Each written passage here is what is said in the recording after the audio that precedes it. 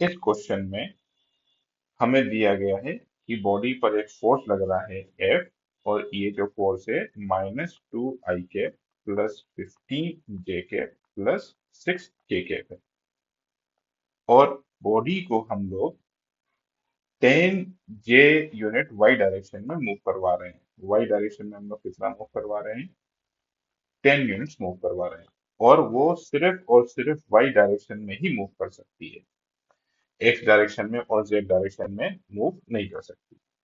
तो जो हम छोटा सा डिस्प्लेसमेंट लिखते हैं dx, उसमें मानते हैं कि dx में भी डिस्प्लेसमेंट हुआ, dy में भी डिस्प्लेसमेंट हुआ और dz में भी डिस्प्लेसमेंट हुआ है।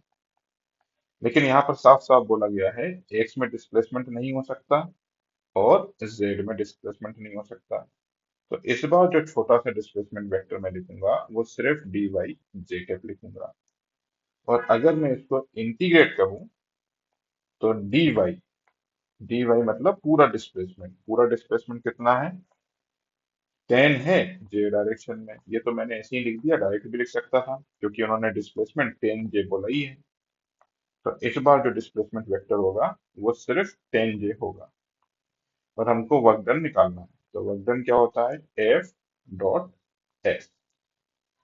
तो आई वाला आई के साथ में डॉट होना चाहिए, यहाँ पर आई है ही नहीं, तो आई वाला बेकार हो गया।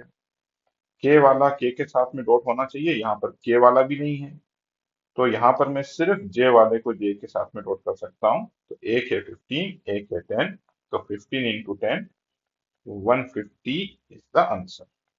तो आंसर ए सही।